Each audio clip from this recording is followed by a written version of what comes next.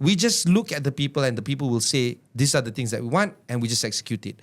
From that comes the strong political will, and you can actually demand change. I think a lot of our leaders today are idle. They are afraid to make the wrong decisions. My question is, why then become a leader?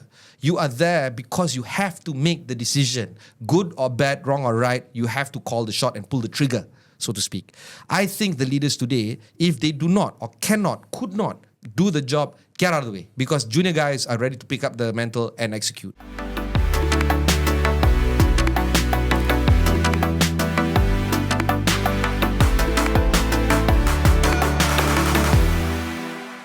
Hello everyone, welcome back to another episode of Kopitiam Council. If you're familiar with the setup, then you'll already know that I'm in Kuala Lumpur with Haffiz. We've seen that we were in KK, but this time the roles are reversed. I'm getting away a bit from the Sabah state elections just to break away. Which is very hot right now. Very hot right now, definitely, but definitely going to get hotter anytime soon. By the time this is recorded, GRS just launched its candidates list. Warisan as well. Yeah, so it's all coming together. So maybe by the time this episode's out, the full candidate list will be out. So if you want to know what your thoughts are on who is running for your kawasan for this upcoming Sabah state election, please let us know in the comments section. But this time, we're not going to be talking about Sabah. I think we've covered a lot on Sabah, Haffiz. So we are in KL. We've got someone from KL. If any of you are also from KL, you definitely know this particular personality. We have none other in the studio, Ibrahim Sani. So, Ibrahim, before we start, usually we ask AI to introduce our guest for us. So we ask AI, who is Ibrahim Sani? Okay, let's So do you this. tell us if it is accurate or not, kan? Okay. Okay, so Ibrahim Sani is a prominent Malaysian figure known for his work as a journalist, TV host, and business commentator. He is the executive producer and senior current affairs editor at Astro Awani, where he produces and hosts programs focusing on business, finance, and technology, such as Notepad. Before joining Awani in 2016, he was a presenter at BFM 89.9, hosting flagship shows where he interviewed CEOs and policymakers. He also has a background in investment banking with CIMB Investment, involving key mergers and acquisitions. But more recently, Ibrahim Sani is the CEO of Yayasan Peneraju, a Malaysian foundation focused on education and career development. If you want to find more info on him, well, I think that speaks for itself. Ibrahim, is that correct or not? How accurate? Hang on. Which AI are you using for this one? This one is Perplexity. Perplexity. 85%. 85%. 85% there. Something you want to add? Remove, actually. I want to subtract. Okay. I'm no longer the producer of Astro Awani. I do host a show there, and it's no longer called Notepad. We retired Notepad when I resigned full time from Awani in 2023. But I do host but I do host a show there once a week or weekly called The Economy. And I'm there as a freelancer, not as a producer or a senior advisor or anything like that.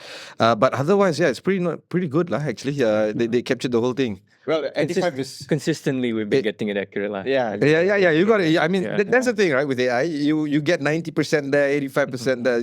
That's why that hallucination part is still important. But you know, the thing about AI that frustrates me the most is because it's always flattering. You know. Yeah. Oh, this is great. This is Haffiz is great. You know, there's this toxic positivity that exists around AI, and I think it's just a little bit more when it comes to AI evolution. I think if they can become less flattery and a little bit more centrist and unbiased, I think that would be the next step for AI evolution, the way I look at it. I think that's why politicians love AI so much, because it just gasses them up. Sorry, you talking about Anwar Ibrahim? Or? It's just AI, but I'm not saying there's a correlation there. All right, let's start something. You know, we want to see different side of you. You've seen your business side of you, your professional side of you. But let's start this podcast with something personal. Like, can you tell us about your background? Like you mentioned in one of the podcasts that one of your sister, your doctor sister, is more of mother than your own mother. Yeah. You use that word, and then you got married in the age of 19, and how you were captured by the banking industry, and you said that's your big break. Yeah, that's true. So growing up, it was never easy to have a single mom. She was working 2 jobs, and she was actually trying to make ends meet, raising 3 kids alone. And because of that, my eldest sister, the doctor, was kind of more of a mother to me than my own mother. And my other sister as well. So the three of us were bound together closely until today. We still chat with each other, maybe at least once a week, but we tend to do that more, nearer to birthdays and stuff like that. But we're everywhere. My doctor sister is currently in KL, but sometimes she spends her time overseas in Australia. Her children are there. My other sister is in Sweden. She stays there, and of course, I'm in KL. And I got married at 19. That's true, and we stayed married for 18 years. We divorced about 3 or 4 years ago. We're still in contact with each other very closely. We co-parent our children, so she has the kids 2 weeks in a month. I have the kids 2 weeks in a month. That allows us to do a few things. Number one, the kids at least will have a parent 24 hours of their time. Number two, it allows us to actually sprint. The 2 weeks that we don't have the kids, we can actually spend a lot more time at work and do stuff like this, like podcasts, and get ourselves out there to become a little bit more productive. Not to say that having kids are not productive, but there needs to be some work-life balance, and this is how we achieve that. And then, of course, the big break that you spoke of, Haffiz, is actually quite true. I started off my career, I didn't have good grades. My GPA is 2 point something. And in an age where it was global downturn, and not many jobs were made available, and everybody had a 3.5 or above, it was near impossible for me to have that kind of job opportunity, especially in KL. And it was critical at that point in time. We were just celebrating our first child. Today she is 18 years old. Can you believe it? Wow. It's been some time. And for those parents out there, kids that you have babies, you ain't seen nothing yet. Try raising an 18-year-old girl. Huh? It's a hell of a time. But I mean, jokes aside, she's actually quite a wonderful person, and she is my life, I suppose, because she helps with the younger kids as well, my younger children. But when I started my career, the only person who wanted to take me in was Nurul Izzah. At that point in time, she just won a landmark election victory. It was 2008. She just defeated what everybody would have thought to be an undefeated political opponent, Datuk Sri Shahrizad Jalil. And even Nurul Izzah herself, and I don't know whether she cared to admit this, but even herself, she was shocked at the result. I remember very well, I was one of the pacha, or the polling agent, counting agent, and we had to sit on the ballot box at the day one because there seems to be an electrical malfunction at the pusat pengiraan undi, and then some people were wanting to approach the ballot boxes, and we had to pull up all the cars pointing inside the counting hall, and we switch on all our headlights to make sure that the hall is lit up with some form of lighting, and we literally sat on the ballot boxes up, and one of our agents fought with one of the people that were there. I wanted to say SPR, but we don't know, right, until today. And we got the electric back on, and we finished the counting, and we delivered the results as per what the people wanted, which is a change in MP at that point in time, in MP.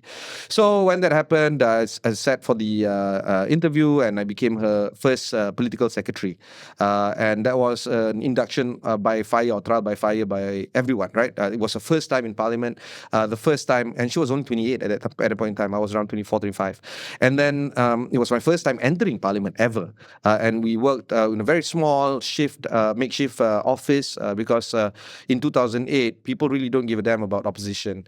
It was level 14, half an office where all the opposition were packed into sardines there. So we shared a table, no big than this table, and we started doing research, doing debates, trying to find pointers to deliver to our political masters. And at that point in time, Google was still new, so we started chatting on Google Chat. So I was filling up my notes to Nurul Izzah, and then my counterparty, my friends and all that. Not many of them are MPs today. Lee Chen Chung, for instance, the current MP of Petaling Jaya, started off at the same table as me, but that was before he became an MP. He was an adun in Kuantan. But before all that, he started off as a career researcher and a research advocate for the politics, for the politicos that we work for. But then it didn't pay well. In fact, it didn't pay much, right? Sometimes I get paid. Sometimes, and it would be some random uncle, political donor that gives me some form of allowance in an envelope. It all felt like so shady, like and then give you an envelope, and then says things like, "Adi, don't tell anyone, I'm helping you." So like it wasn't a real job, lah, so to speak. I mean, if I'm being honest, but that is the life of how politics was in Malaysia in 2008. So, but during that time, Bank Negara Malaysia had an active push for Islamic banking in the Malaysian banking scene.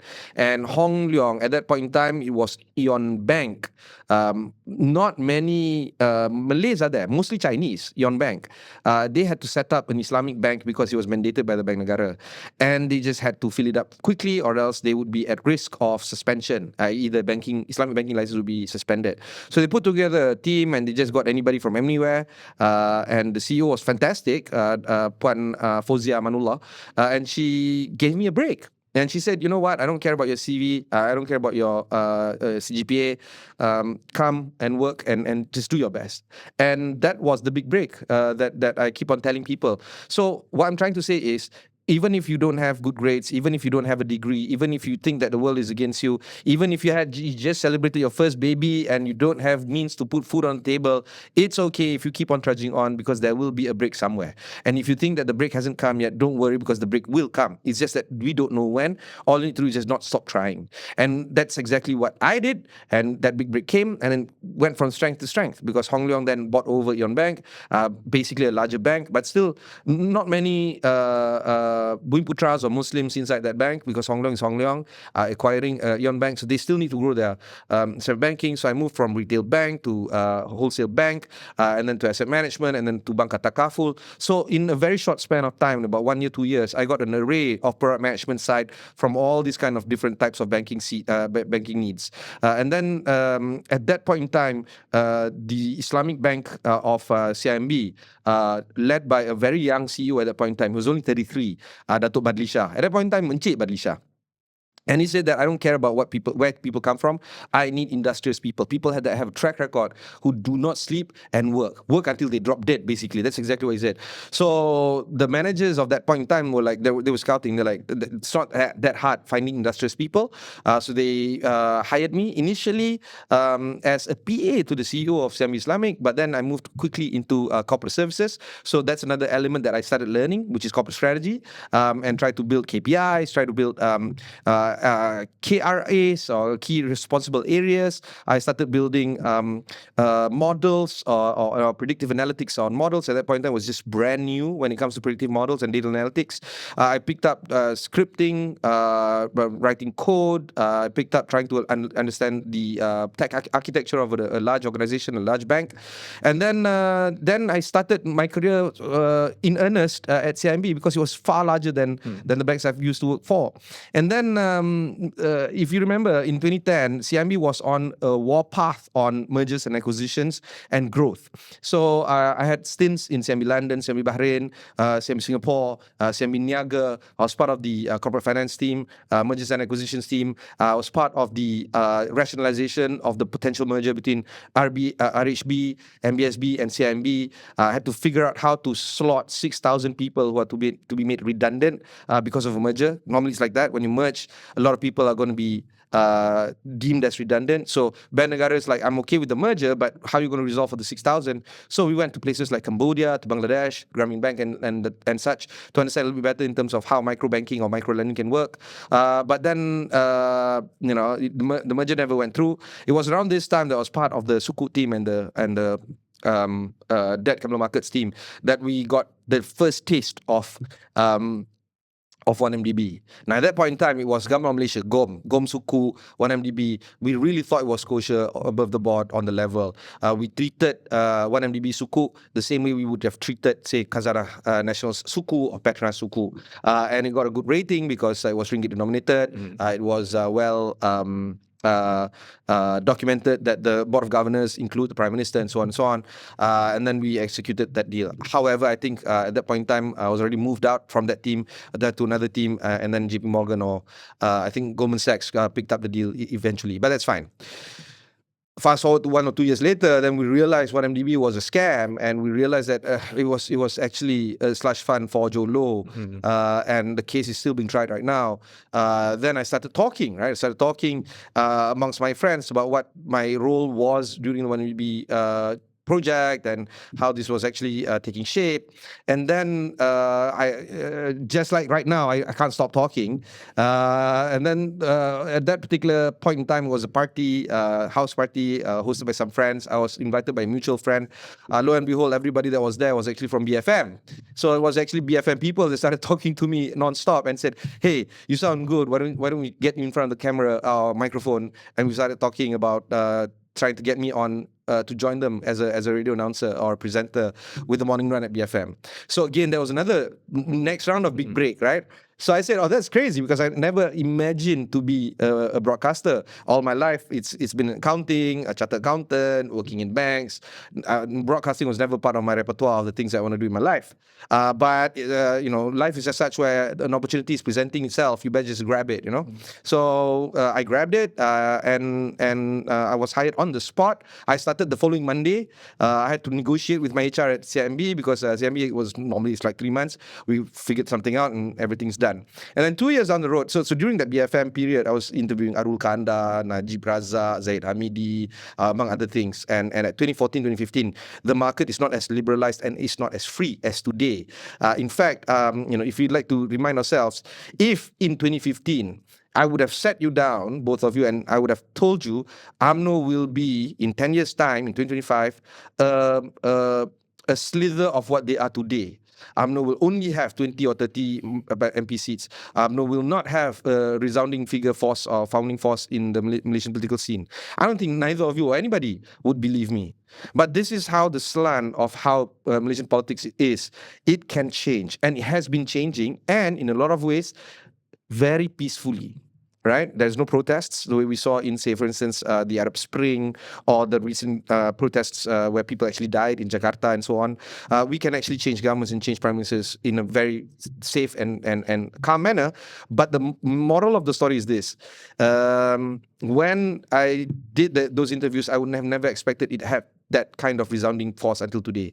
And the interviews that I did with Arukanda was still being used as an evidence in the court of law today when the Tano case is being tried and the 1MDB case is being tried. So after that, after 2 years of BFM, somebody from Astro said, "Yeah, you don't actually have a face for radio. You actually have a face for TV. Why don't you come over on TV?" So I joined Astro Awani, and then 7 years down the road, Rafizi, the former economy minister, said that the roles for the CEO of Perhaju and Yayasan Peneraju is now available. Just apply online, and I did.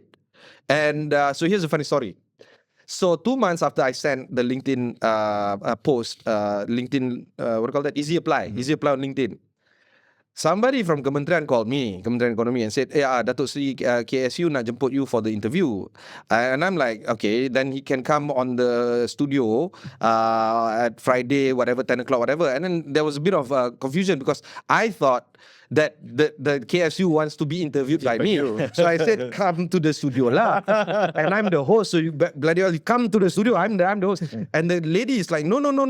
This is an interview. Job interview. You come to us. I said, no, we don't do to you. You come to us. So it's a bit of a 3-minute kind of ayam ite kind of thing. And then the lady was like, "What are we talking about here?" I said, what are you talking about? "I'm talking about you being interviewed for the CEO of role." I'm like, "Oh." And then immediately lah, my tone softer. I'm like, "Oh yeah, Puan. Ya, terima kasih. Boleh, Puan. Bila-bila aja, Puan. I am at your disposal. Malam ke siang ke mana, kat Langkawi ke mana, I'll be available." But yeah, I mean, jokes aside, the interview happened. It was actually quite a grilling kind of interview because, somebody like Rafizi is actually quite detailed oriented. I mean, he is a chartered accountant with ICAW, so he actually is very determined in trying to find out the best out of you and see whether or not you fit in his plans. And ironically, he leveraged my strength in accounting and in finance more than my career in broadcasting for him to appoint me as the CEO of Yasan Peneraju. But because of some elements of me having in broadcast, it seems like it's clear that I can also act as a marketeer for Yasan Yayasan Peneraju and on behalf of Kementerian Ekonomi. So that's Another accountant too. from another accountant to an accountant. Real recognized will in a way lah. Yeah, all right. Adi, before you come in, I know you very eagerly want to ask your technical question, but just another question for you here. You are a alumni of IIUM. Yes, I am. Okay. Recently, there's someone, Professor soiled the reputations of your beloved university. How would you defend IIUM in terms of their practice culture in that very university? Okay, so we're talking about the IIUM Arabic language lecturer that says that the Romans learned how to build ships from Malays. And she has her evidences. However, not many of us have seen those kind of evidences that the way she's citing. And in the process, she has also, in a way, as you rightfully pointed out, she has brought the reputation of IIUM in a situation where I, as an alumni, wouldn't want to see it lah. But the story about IIUM is actually a little bit more sad than it is. This is a flash in the pan. Over the course of, say, 10, 20 years, IIUM has deteriorated in terms of its quality of graduates, and it's reflected in its faculty. The original faculty members have left, long left. The late Professor Arif Zakallah, Professor Rosli, Professor Latif, these are all luminaries that came about upon the creation of IIUM back in 1983-84. They've left. Now, the direct understudy of theirs have also left. Professor Zul Jastri, for instance, in marketing, has left. They all created their own stuff. Some left for INSEAF, some left for other universities, some just left academia altogether. So, over the past decade, even the international part of IIUM is also under scrutiny. Right now, the local content of lecturers are in question.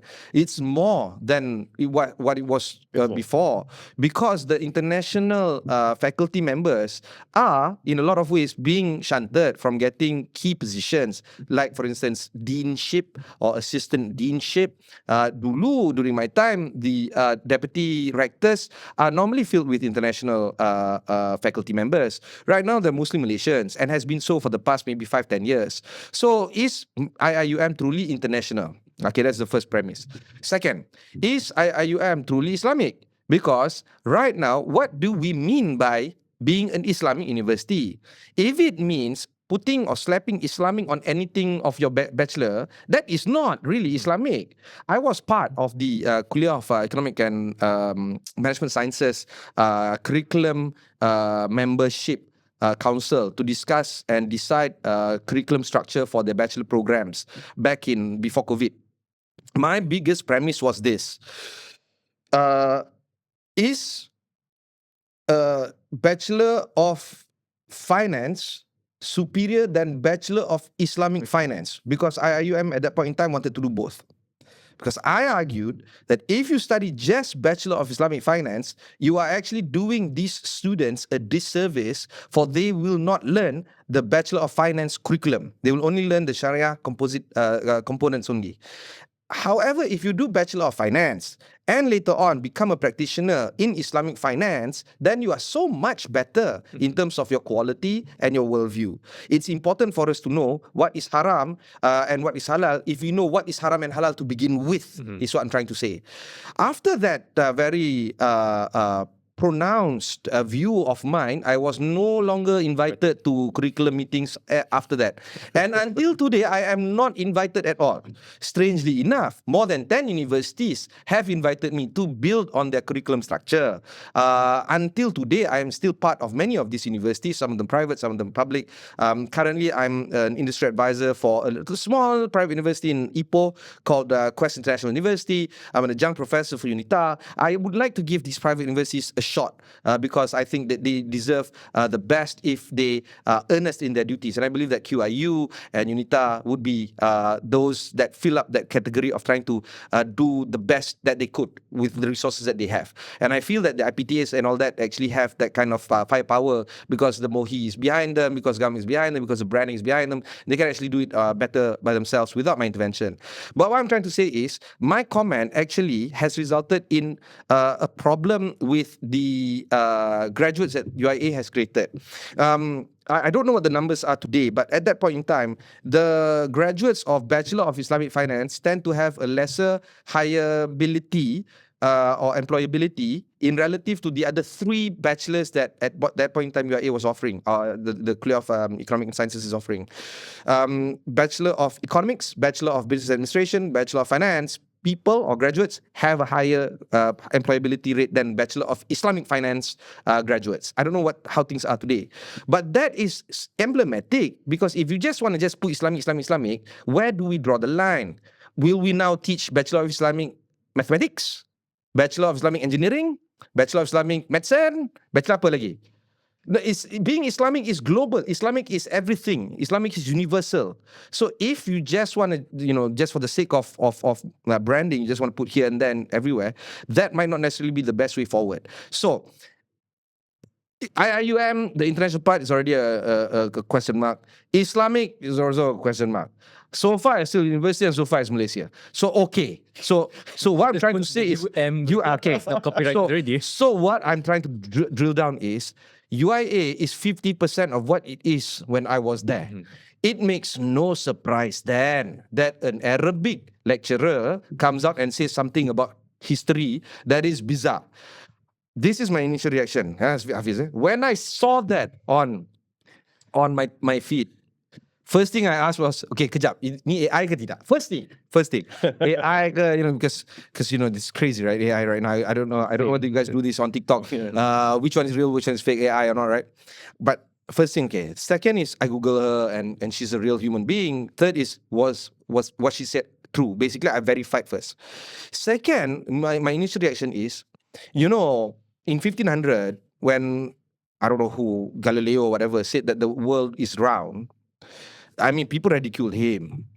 And people said that you're crazy and we should burn you at the stake because you're going against the church. Okay, fine.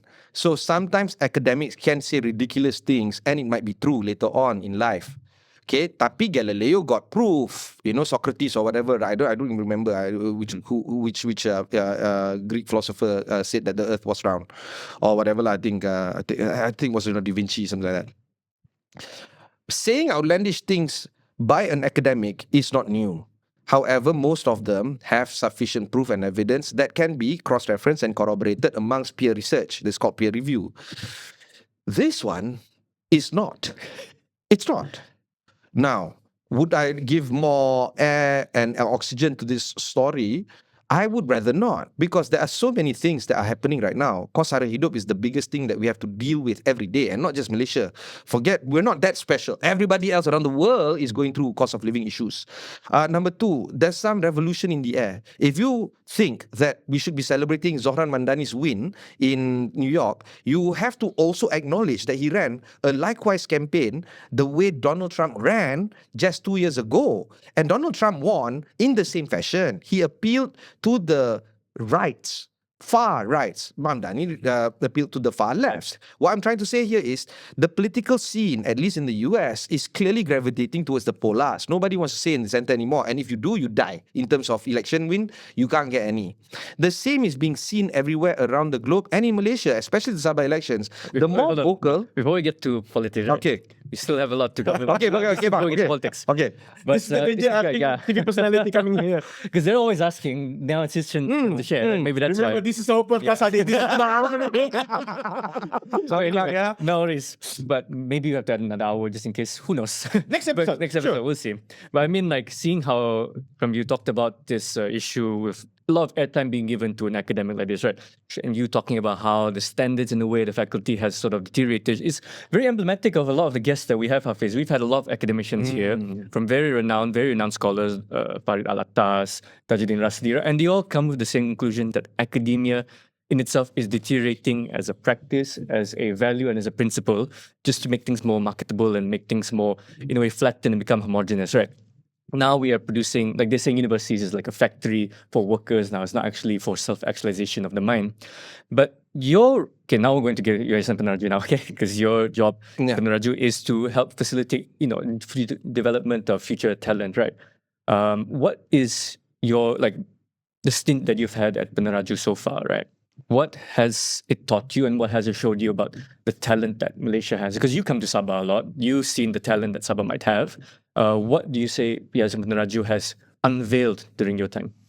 Thanks. That's a very thought-provoking question, Adi. And I think the word that struck me the most in your commentary just now was the realization of the mind.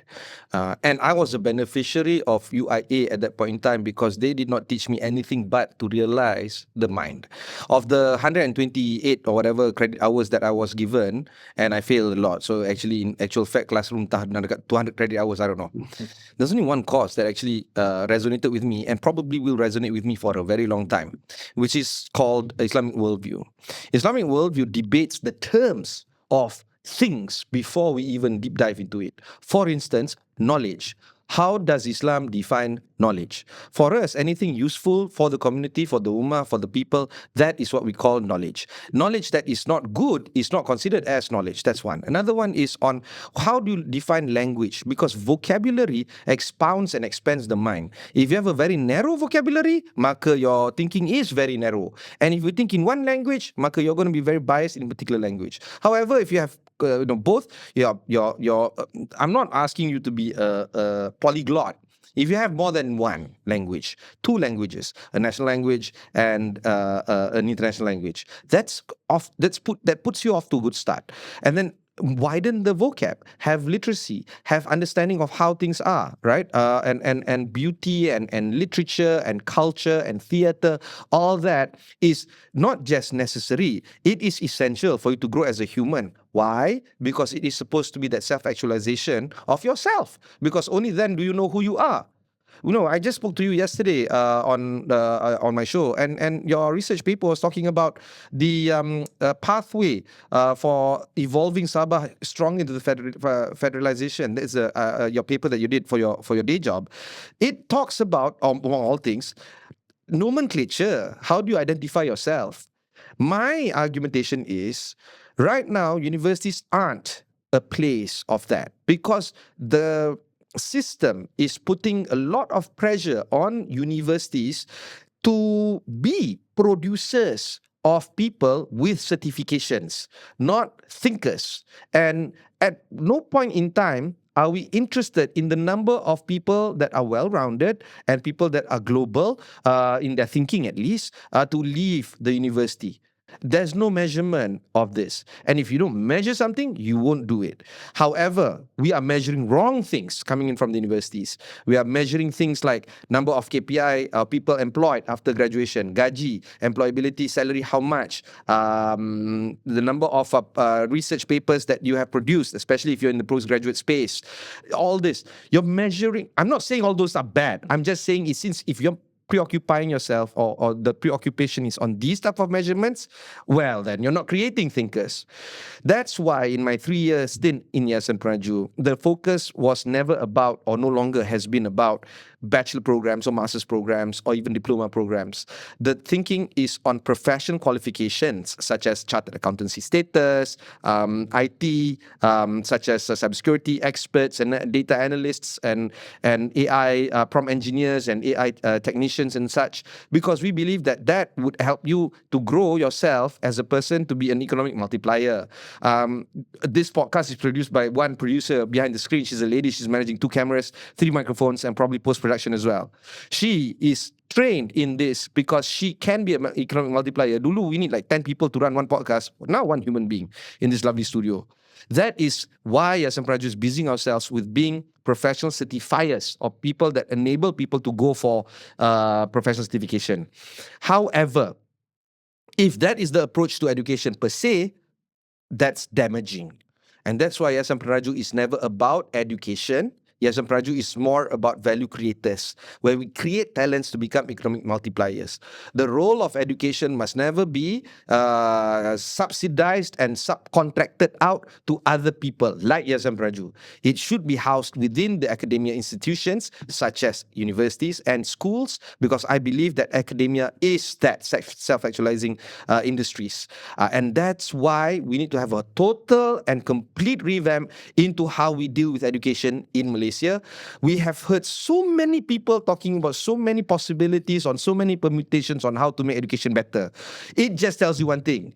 Current model is not working. Not working at all. Need to change everything. You have an idea, I have an idea. None of us are right, none of us are wrong. What I'm trying to say is the three ideas that we have, that we bring to the table, is not what we have today. And that is the one that we have to change. However, because of the cordoning off by the education minister saying that, oh, we cannot touch this and that, and this is my turf, and since she doesn't bring it up to the cabinet members can't actually debate those kind of items, the cabinet members are locked out of the conversation as well, then we're pretty much, in a lot of ways, locked out from how to best our education system, and that's the what do you call this, the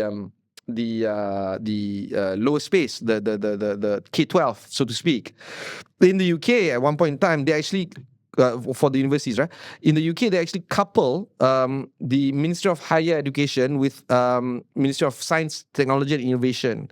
And in many of the EU countries, like Sweden, for instance, do the same. Because they don't see the higher education space as an education per se. They see it as a research, they see it as a science, technology enabler. In fact, in Sweden, they talk about quadruple helix model. It used to be triple helix and quadruple helix. The first is academia, which is research supported.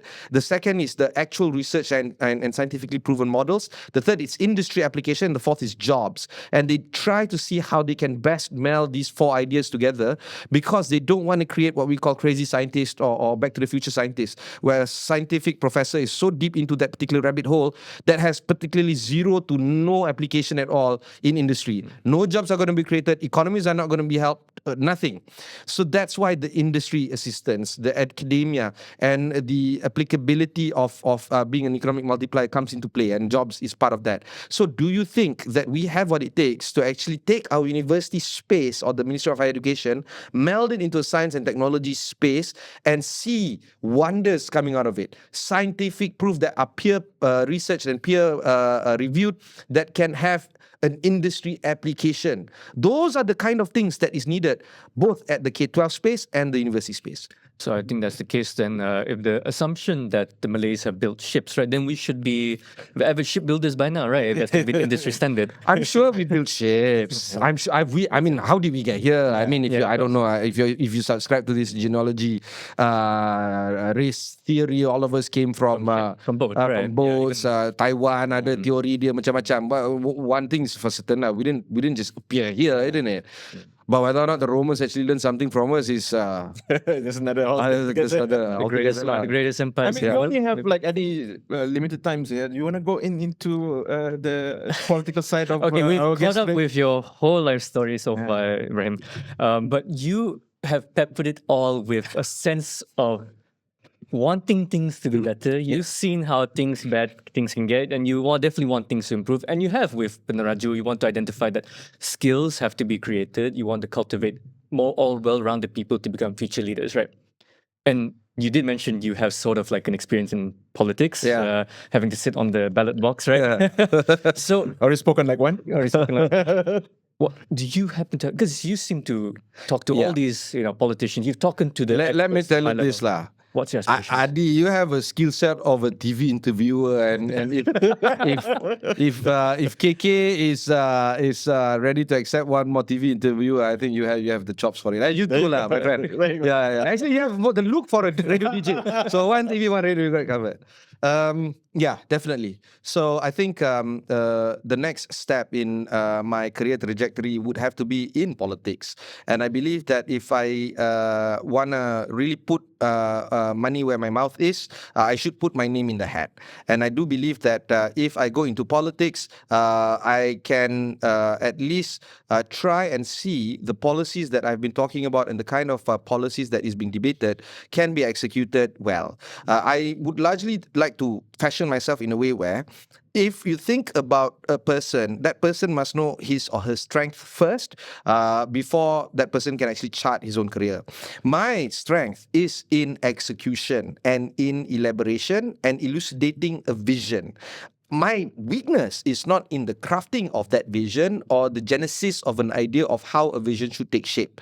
That's not my strength. So I don't pretend that I know how to solve the world's problems or Malaysia's problems or anything of that sort. But what I can tell you is this: if there is an idea and I believe in that idea, I can execute it par none. And that is where my role comes in. I fear that the current lot that we have right now, both in and out of the government, they have a problem in execution in terms of timeline and delivery and timeliness and collaboration and the ability for them to build coalitions to work with them together, their strategic angle, the partnership angle, the stakeholder relations. Those kind of work takes a lot of effort and a lot of focus, especially when we talk about long-term execution. When we talk about national or nationwide policies, it's never about a 5-year plan. That is just the bare minimum. That's why we have the RMKs, but we have RMK 13. It's actually 13 kali 5 sebenarnya. So it's more like a 75-year project right now. That concentration is actually quite crucial if you want to see through a particular program that we have ourselves set from the start. We can't be diverting and diverging each and every which way if it suits the political notion of the day. That is not what we should be doing. We should be having a good plan from the start, execute it until fruition. And that is where I see my value in. And that's true. In the upcoming general elections, I would like to see myself to be able to be part of the policy making people and to be part of the people that can actually execute it. Because I feel that Malaysia deserves better, and I feel that I have what it takes to get it done. However, I leave it to the populace to decide whether or not I'm worth it, and that's fine, because every contract is employment contract is a 2-year program or 3-year program, and then you get evaluated. I think politicians are the same. We get evaluated after every 5 years, sometimes shorter. But whatever it is, that evaluation process has to be done. The key question is, are we putting the right people in? Okay, that's satu. Second thing, how many times have we said we don't have enough choices? I mean, during my own election, the one that I voted in the last round, I had 2 choices in Sungai Buloh, KJ or Ramanan. Now dah Datuk Seri Dr. Ramanan. It's amazing how much he can accomplish in 3 years. I applaud that gentleman. I wasn't too happy about my ballot box, especially with all the other smaller candidates, which in my opinion is, number one, a celebration of democracy, but number 2, really messing up the A versus B kind of notion, right? And I cast my vote to a party that I've never voted before, because I believe that that is my choice. However, I walked away from feeling takkan ni je. Now, ask any person out there and they have the same comment. Takkan ini aja. And I don't know about the Sabah elections, right? Because we're going to have 8 calon, 13 calon. I'm sure. There's, I believe, Moyog is about 15 at this point. 15 ways at this 15, point. okay. So much choice. So much choice lah. So democratic. Macam this one I nak cakap sikit lah. You go to McDonald's, you know what you want, you order, and that's why you dapat cepat. If you go to Richie's, right? Nice menu. Banyak sangat. Way too much options. And then in the end, you wait for half an hour for a fried chicken. So this is the problem with too many choices versus too little choices lah. So where's the right balance? I don't know. But what I'm trying to say is, if I want more choice at the electoral polls, I should be able to solve my own problem. And I present myself as that choice. Maybe. Tak tahulah, tengoklah macam mana. Election jauh lagi. Do you have experiences in terms of political party involvement, experiences in serving the people? Because being a policymaker is just like top of the iceberg as politicians, but going in for the drill, arranging all this management of teams to works for you at your parliamentary level or adun level. Yes. Do you have that? Yes, I do. So I started off my career in PKR. My father was Anwar's aide. And we were at the house at Setebudi or Setemurni, I'm not too sure, in 1998. And I was there at the house, and when the UTK crashed in, it was all very vivid in my memory. I was only a 14-year-old boy then. And I was part of the street protests that was done at Jalan Bangunan Sultan Abdul Samad, and Tian Chua was the key figure then. And I was very much activated youth, I suppose. And then, life got in the way. I got married, went to university and all that. And then when I returned back to that scene, it was a part of the political arm where I was part of the PKR Lembah Pantai. Never a member, never joined the party. But yes, susun kerusi, deal with apa nama sunat, khatan, kahwin, people at the low cost housing, the PPR, they had all the issues. So that was part of and parcel of my of duties there. Lo and behold, actually, when I resigned from Nuriza, it's actually Fahmi Fadzil that took over my job. So it's actually quite interesting in that sense, lah. Of course, he never strayed from PKR. He actually joined the party very early on, and then he carried out his work in Lemah Pantai, and then naturally he was made the successor to Nuriza when Nuriza moved on to Permata Pau. But for me, being in the party was never an option. I never wanted to join any political party. That's why I'm still not a member of any political party until today. But I'm very familiar, extremely familiar with how the party works. That's why with this recent PKR fight, a lot of people are saying, "Oh, this is the end for PKR. This is the Haffisz, Rafizi, and all this." I'm like, it's not. This is what PKR is all about. It has always been about the deputy president fight. From Haffisz and Adi to Azmin to Rafizi. The latest one, of course, sees another round of exodus from PKR. But if you ask me, this is just one of the many stories that PKR has had. But if I were to chart my own political career, it would not be with PKR. It would be with somebody that has a little bit more reformist of an agenda, somebody that has a little bit more of gusto in terms of achieving what they want to achieve, somebody that will say that they want to reform and actually will execute it. So right now, I'm actually still looking for options. That sounds like Anwar years ago. I mean, that's it, right? Yeah, that's it, right? Because I think, make no mistake, I think Datuk Sri Anwar Ibrahim is an excellent Prime Minister. He is executing what needs to be done. But landscape can change, just like what I mentioned just now. If in 2015, I told you UMNO would be a shadow of its own imagination in 10 years' time, nobody will believe you. What will 2035 be? What is the strongest party today, 2025, that will be just a caricature of what it was just 10 years from now? So that skating to the future means what? People in Malaysia are matured. They are ready to change governments. I mean, I'm preaching to the choir here. Sabahans are the best. We only had like 10 prime ministers. You guys, I don't know. Berapa Chief Minister? 16? Like 15, something 17 at least. Yeah. 17. Yeah. So you guys should be lecturing me, right? In terms of changing premierships or chief executives. But this is the beauty of Malaysia. We can change governments, we can change prime ministers, we can change ideas, we can change ideals. But one thing remains constant. The power of the people is actually quite strong. And I think the Madani government, if they want to stay in power, they have to do the reforms that they are promising. And I think it's very critical for us to actually see these kind of reforms taking shape. And if that reforms don't come, I think the people are going to just ask at the ballot box what's happening. Well, I think you all heard it first here, folks, over here. Actually, Kopitiam yeah. Council. Ibrahim Sani will be entering politics. Which way he will go, which definitely not PKR.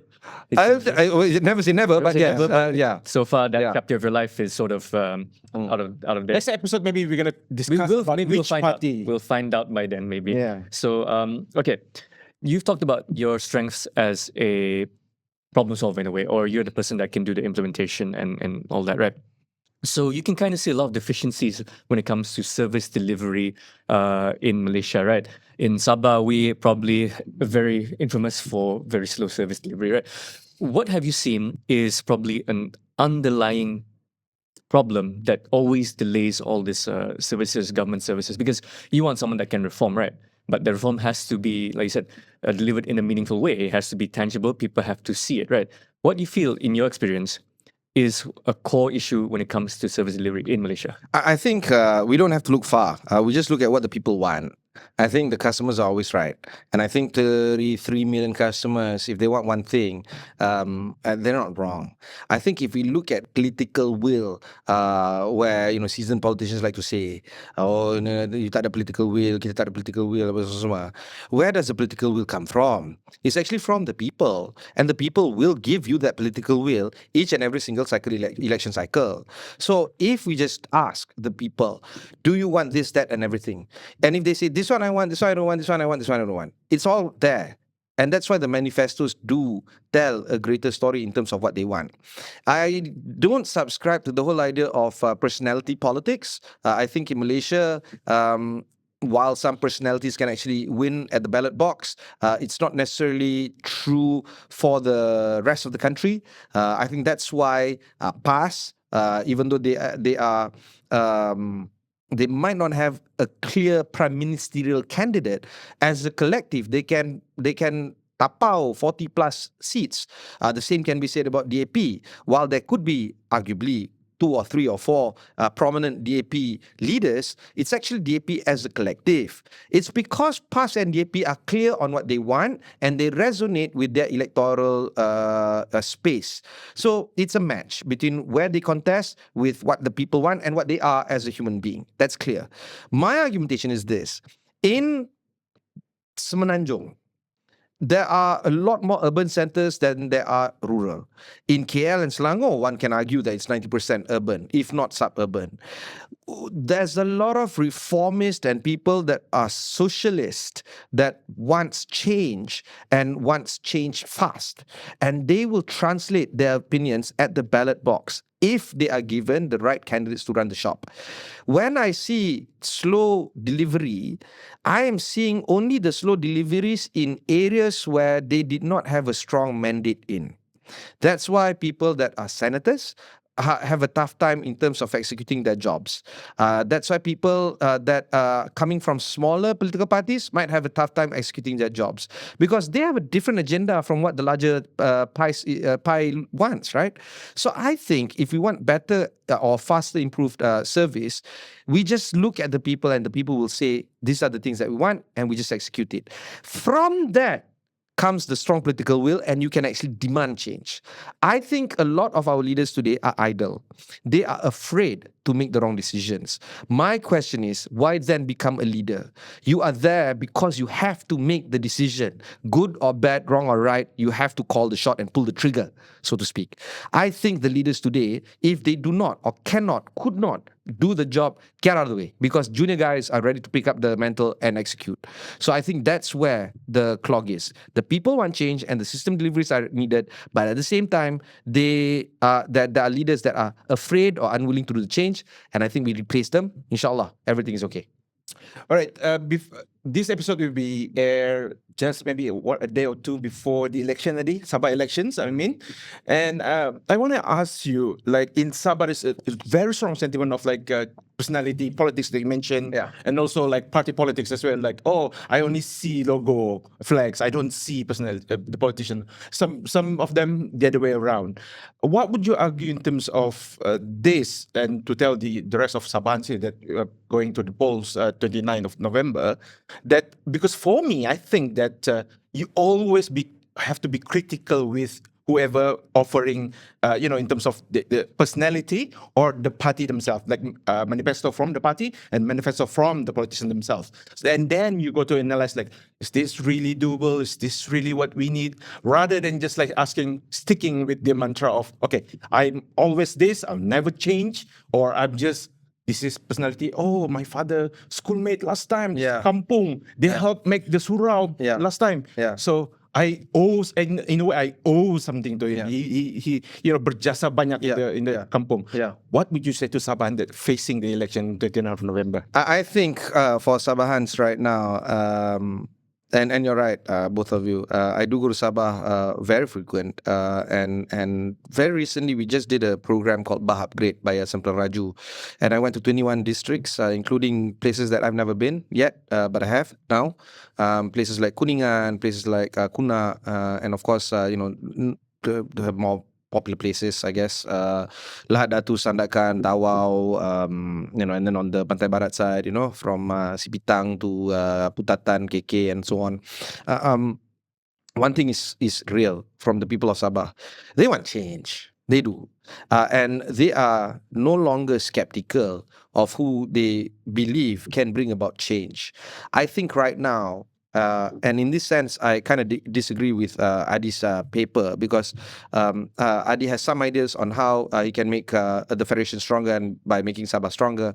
My view is a little bit different in the sense that people of Sabah, if they have a very stronger relationship with Malaya's political party, I think there could be some connection there.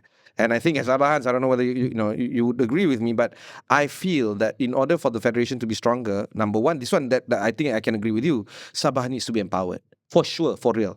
A regional government is perhaps the way to go in terms of us making Sabah stronger and therefore making federation stronger. However, I think that Sabah centrist parties might not necessarily be able to execute mega projects or even simple projects if they don't have the buy-in from the federal government. And that's why having some form of government support, some form of representatives from the Malay parties would have a better shot at that. Now, this is my thinking. However, feel free to disagree. But what I'm trying to say is Sabah wants change and they can do it. I think the politician that comes out and says, I'm not bapa saya ketua kampung ke apa ke batu bersumpah macam kita all this I'm just the person and I'm from you and I'm one of you and I want to execute. I want to do these things and clear. Tak payah banyak pun.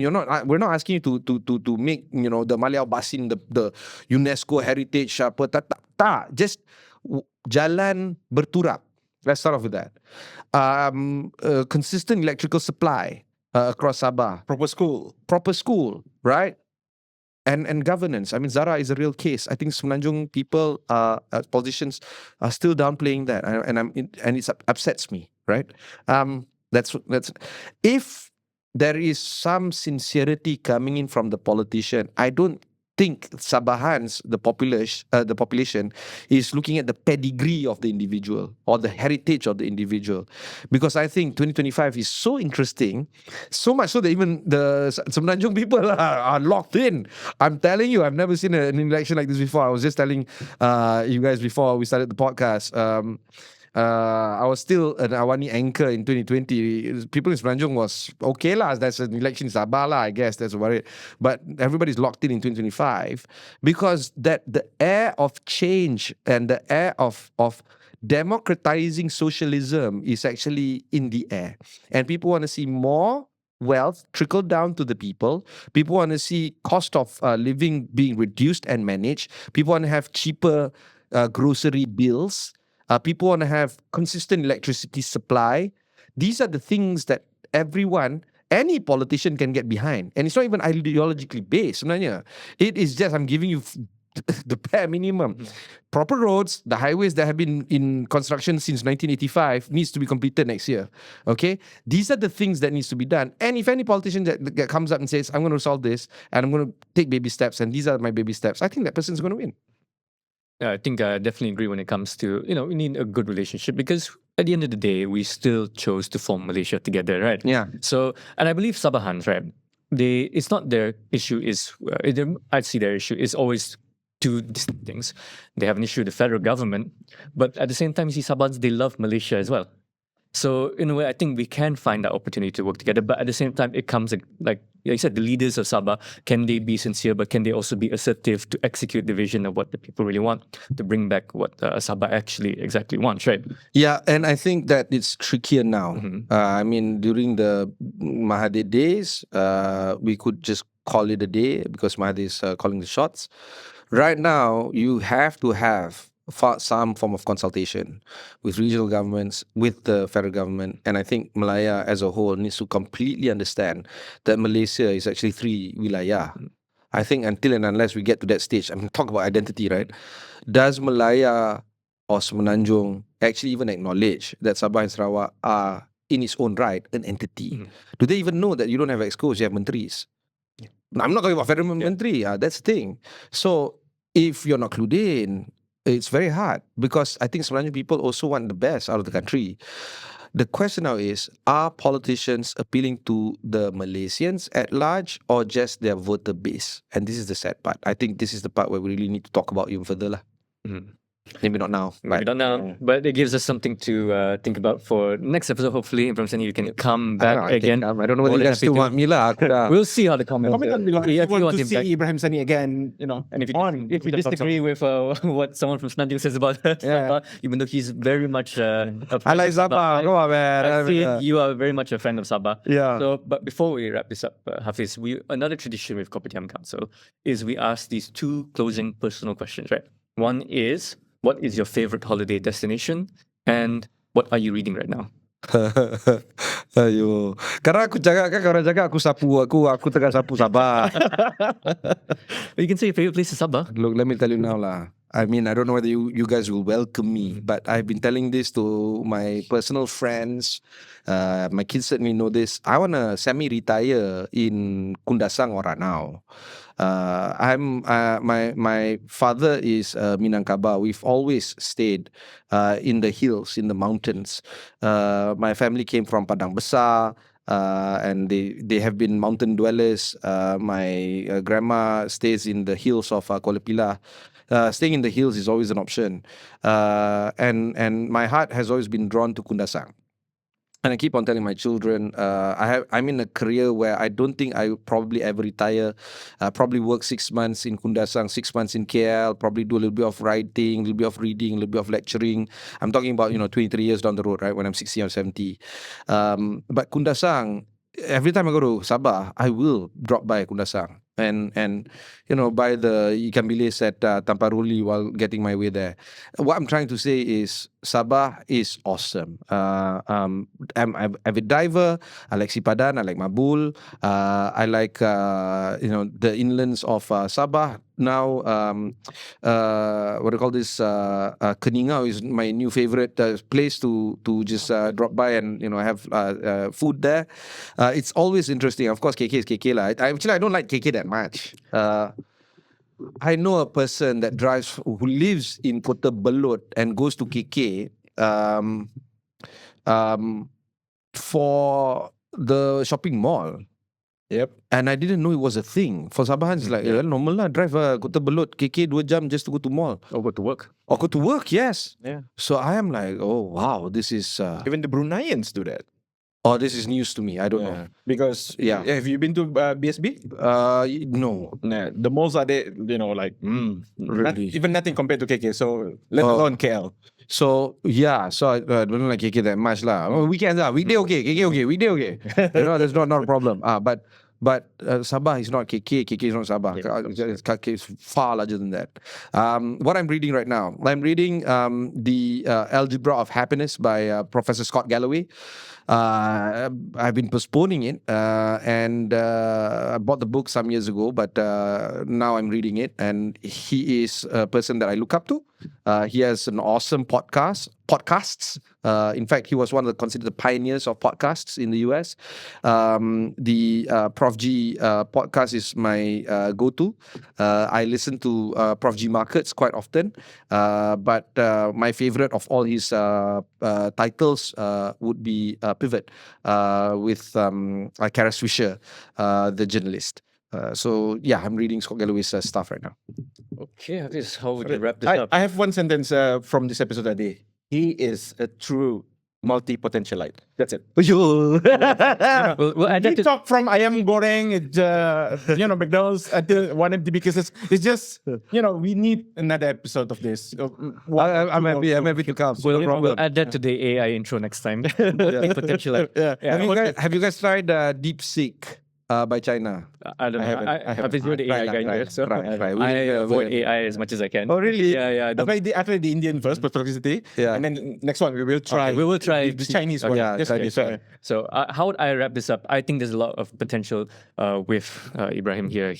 I've followed his work for a very long time, and we met at a Seeds event years ago. And the next time I saw you, you were already CEO for Yayasan Peneraju. Yes, now I thought we first met when I was in YP at IDS. We met Before, at Seeds. yeah, we were at Seeds. Yeah, you still had hair back then. It was a My very God, that was a long time ago. Then next thing I know, CEO Yasan Peneraju. Then another few years later, now I'm having you on the podcast, and then you're talking about entering into politics. So it shows that your life has seen many dramatic changes, and it shows that life doesn't seem to how we plan it to be, and it's all about the opportunities that you take, right? I never, in a way, want the job that I had. It's always like the thing came and I took. The thing came. I wanted to work in Shell. And Shell offered me a letter of employment. But my grades were not that good. So they rescinded rightfully so lah. They rescinded the offer. I wanted to work with Maybank. And when they offered the LO, CIMB found out. So CIMB snapped me up instead of Maybank. I didn't want to work in CIMB. I want to work in Maybank. So it's like the one that I have, the job that I have, tend to come like that. The question is just Do we want to take it or not? I think it's also quite interesting that way. But yeah, you guys have been generous and you guys have been gracious, and I've been watching podcasts Kopitiam Central for quite a bit, only recently, but quite a bit. And I think you guys are on something big here. I think this podcast have a lot of legs. Coming from Ibrahim Sani, No, seriously, yeah. It's a lot for us. Yeah, so hopefully we can have him again because he flatters us more than AI for some reason. But in any case, thank you so much all for watching with Ibrahim Sani over here at Kopitiam Council. Definitely, we would love to have him back. And if anything you can take away from this podcast is take the opportunities that you are given. He's shown that anything can happen from anywhere. Just take up the bravery to do it. Come on, just say what you want to say. Yeah, if the door comes knocking, answer that door. Yeah, so anyone else, we're probably going to be knocking on a few doors on whoever else wants to come on Kopitiam Council. So, take his advice. Come on to the podcast because we would love to hear from people like you, people like him, and definitely people all across Malaysia. So many conversations to be had. So anything to wrap up, Haffiz? I think that's it, Adi, because we're running out of time. Yeah. And as usual for our socials and everything, you talk TikTok, Facebook, or whatever you have these days. And that's it. Goodbye for now.